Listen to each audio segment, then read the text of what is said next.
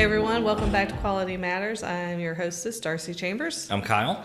And we are continuing our mini-series from the 7 Habits of Highly Effective People. We only have a couple of episodes left on that, and this is almost the last one. Yep, there you go. So we're going to talk about learner-controlled systems. That just sounds complicated. I was about to say it's so simple. It's exactly what it is. Then make it simple. It's a learner-controlled system. The learner controls their learning. Keep going. Okay. So Stephen Covey was indirectly involved in a project with a large banking institution. He didn't name the banking institution, so again, I'm not keeping it from you, just not given. They wanted to reevaluate their management training program, and what they currently had in place when he came on board was a 2-week assignments in each of their 12 departments. So Okay. 24 weeks, about 6-month training program. And they wanted to change that. Okay. He did throw out that it was like a $750,000 training program, but they didn't in the end say what that changed to, what the cost changed to. Oh, so okay. I don't think that's worth mentioning, but I did mention it anyway. Well, there you go. So the team, Covey's team, first said, well, let's change it to a learner-controlled system. They kind of explained what that was, how it goes. And Explain it for everyone else. Well, basically, in this case, the executives needed to come up with objectives. What exactly is it you want these trainees to know? Okay. And then we'll give that to them, and they'll go learn it on their own. Ah, okay. Okay? Well, when Covey and his team tried to sit down with the execs... Like an organized way to learn the hard way. I guess, but we'll get there. So he sat down with the executives and said, okay, what objectives, what do you really want these trainees to know? And they didn't really get very good answers. Probably it not. was vague, it was Yeah. contradictory, and so then they realized that their program dealt with methods and not Right. really results. So they really sat down with the executives and said, okay, then let's go through each department. What do you want them to know in the home loan department? Right. What do you want them to know in this department? Each department, they eventually came up with 100 different objectives, which they consolidated and simplified down to 39 objectives. Okay. Executives, are you okay with this? Yes, great. Okay, what criteria and resources do they have? How will we know they've met those objectives? So they came up with criteria, and then what resources do they have available? This is so familiar because when I talk about process mapping, well, what do you have with your process maps? You start with, on the left-hand side, you've got your inputs, you've got your resources. On the right-hand side, you've got your outputs, and what governs your outputs? Your goals and objectives. Okay, so It all links together. he likes the process Yes. maps. So they gave these objectives to trainees. They said, here's your objectives, here's the criteria, here's your resources, which included each other. Right? So go to it.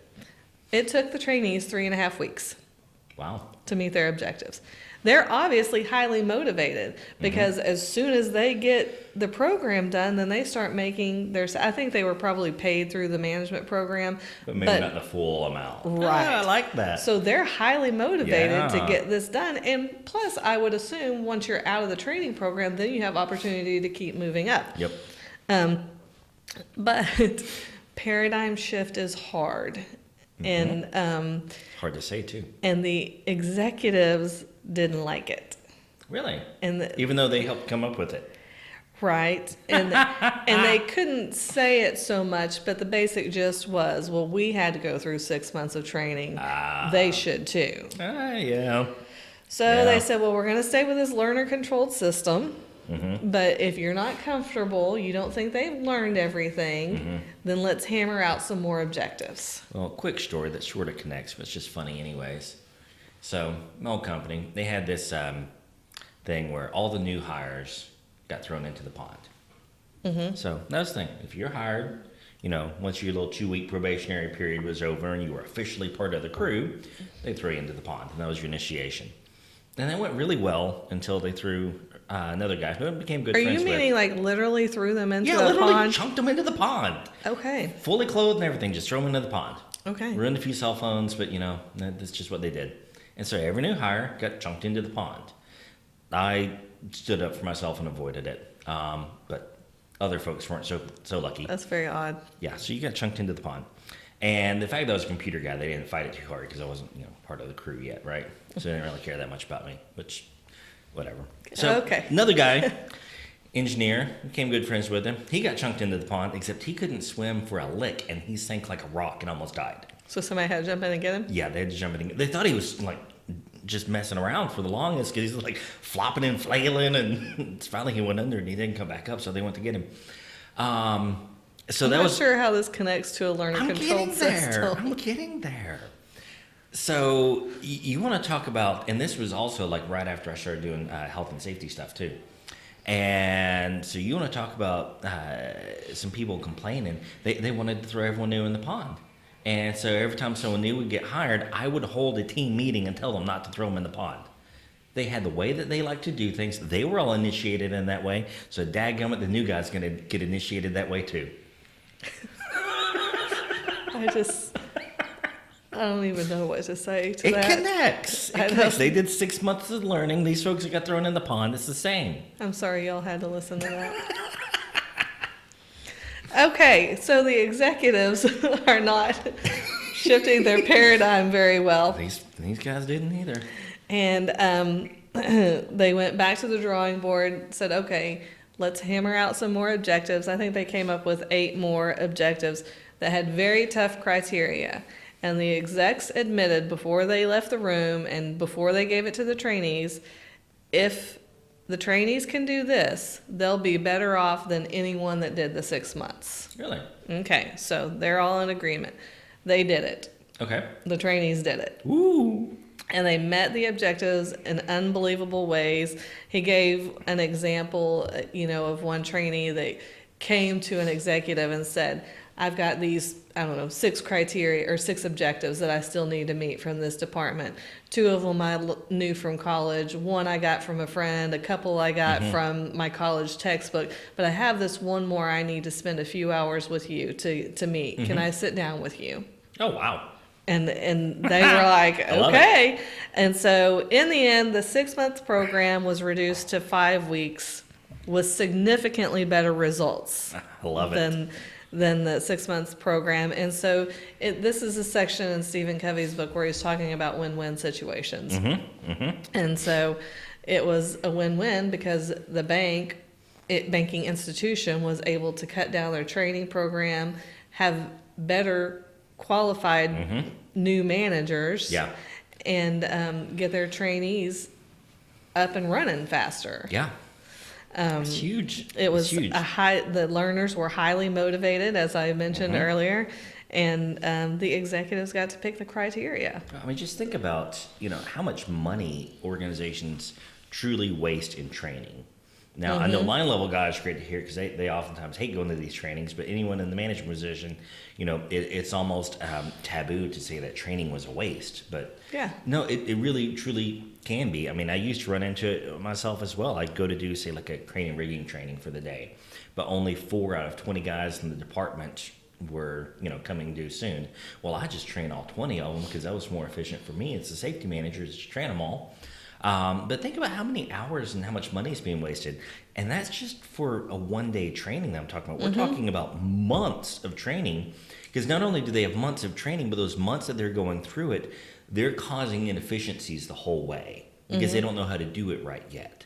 So you're getting not only months of them being effectively useless for some period of time, but they're also slowing down everyone else around them. Right. That's a huge waste. And then, I think you were saying this, then once they're hired as an assistant manager, they're making mistakes along the way because they didn't really learn what they needed to learn. Yeah, absolutely. And especially if, by the end of that 6-month period, and it's like, well, you spend a couple weeks here, you spend a couple weeks there, like, what are they, or I would bet that they're probably not being scored against anything at the end of it to say, hey, yeah, you actually learned the stuff we wanted you to learn over there. Whereas it's generally, folks just show up and do the job. I was talking to someone yesterday about how common it is, especially in a lot of these well service companies that have popped up, and they're just all over the place, as they should be, because U.S. oil until last few weeks with the price war has been booming. But they do a really good job of finding really, truly awesome and great people to run those service teams and to get the job done. But then nothing's documented. But it's amazing how well organizations can survive without that documentation, without those objectives, without knowing what good looks like. They just can do a good job to a point, but that effectiveness isn't there. And I think it's interesting. I feel like even public schools have shifted a little bit to this kind of system. Our son is in 6th grade, and of course they can be a little more independent. We're struggling with that independence right now. But, they have this online platform. It's learning. Maybe you guys know it. But anyways, some of the teachers will just put the lessons and the work that's due with that unit or whatever on the platform.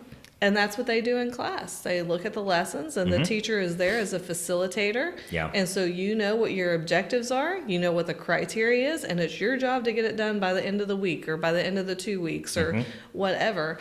And even a little bit before I quit teaching, it was kind of coming to that in elementary, kind of, having kids build their own binders or notebooks to show what they learned about things. And they had ways to do it. You could, I don't know, I'm about to simplify this way more, draw a picture, write a letter, you have options to choose to show how you learned what you learned. No, that makes sense. Well, so then that's kind of where you're getting at with the learner-led on this is, because you can say learner-led, and the first thing I thought of was, let's watch our oldest, figure out what he wants to learn.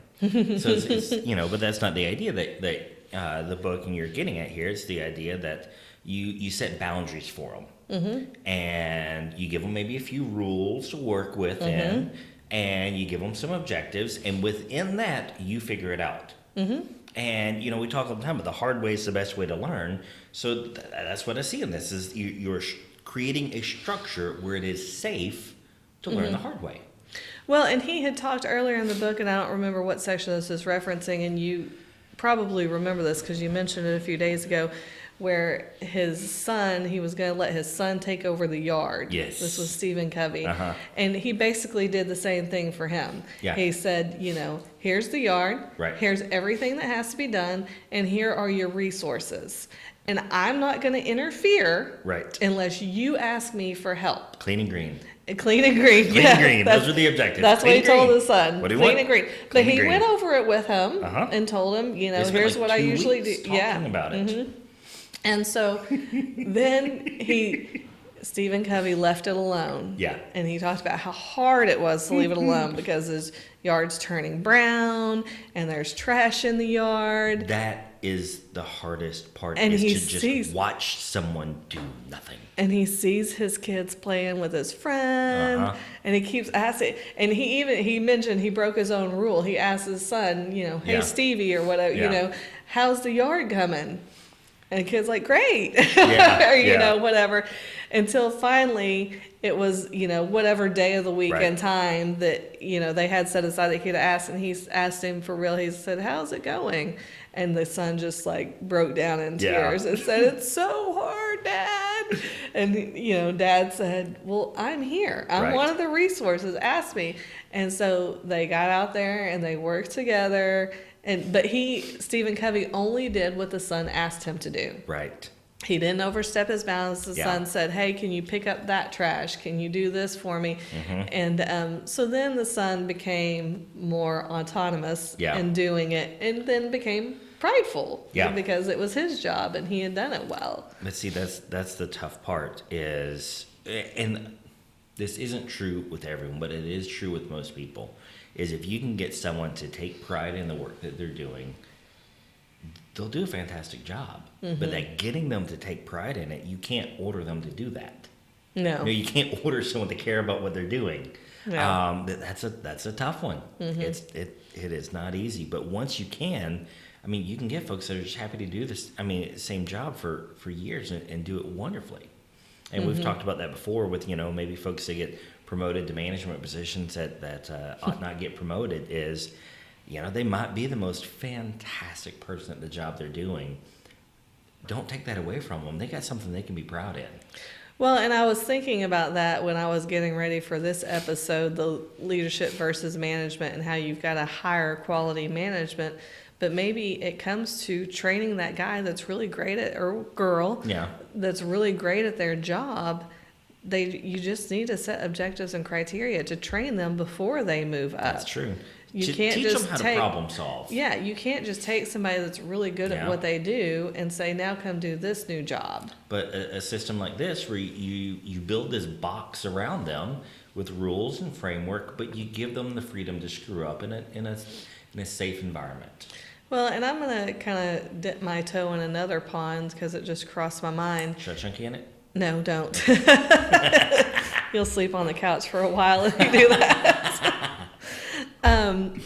Man, now I forgot what I was going to say. Oh, it kind of makes me think, so these trainees went to college for maybe 5 years if they're getting an MBA, I don't know, for a lot of years, and then they still have to go through a training program. Yeah. So then it makes me feel like, do we really need college, or do we just need quality training programs? Well, I myself, of course, have a degree. I got a bachelor's management information systems. And I have a master's as well. And truthfully, the most useful education that I've had from my career either came from myself just teaching myself things because it was fun. A couple of auditor training courses that I've had, those were really, really useful. A couple of Microsoft courses that I had, those were really useful. And I think maybe just 2 college courses I really think stuck with me.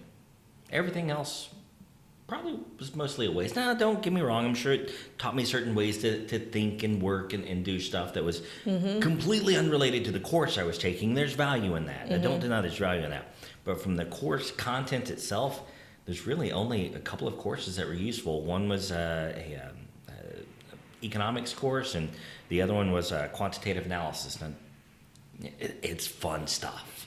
It's fun. If you say so. Yeah, it's fun. But I think the same thing, going back to when I was just getting my bachelor's, I feel like by the time I was out of college, most of what I learned about how to teach was not really applicable anymore, that we were already shifting. Yeah. And that's the thing with teaching. It shifts pretty regularly into, theories and schools of thoughts and how kids best learn. And that's just simply because all kids learn differently all the time. And the world's changing so much, so rapidly, that it's more and more necessary every year than it was the year before to be able to do that. Yeah, and so I just think, is college necessary? Yeah. Well, by the time this gets aired, it will, it'll be a few weeks from now. So it'll kind of be interesting hindsight to look back. But with all the coronavirus stuff going around right now and everything being shut down, schools shut down, colleges shut down, I wonder what shift this is going to cause in our educational system, not only for, K through 12, but colleges, especially college. How much do we really need the campus today? I am kind of hoping for a shift. Yeah. We have 3 children, so our kids kind of run the spectrum of those schools of thoughts and learning. But you always have those kids that just would do better learning at home. Yeah. And not necessarily, I'm not going to homeschool my own kids. Right. I'm not going to pay to go find a charter school to take them to, or a private school or whatever. But if I had public school education available at home for my children that I could guide them through, I think that would be an option for me. Yeah. So there's lots to be figured out. But the K through 12 is more complex to solve. But college, I really wonder if the university is going to be the I don't centerpiece think K-12 anymore. is that hard to solve. Well, not I many think it's the parents same have the option thing. to be at home, though. Well, that's true. The problem. That is true. But that's a parental option. It's not necessarily solving the problem. If it's capable, and the parents are available to do it, then let them do it. I sense another podcast episode coming up soon. Okay. All right. Thanks for listening, guys. Hope Thank you found you. it interesting. All right. Cool.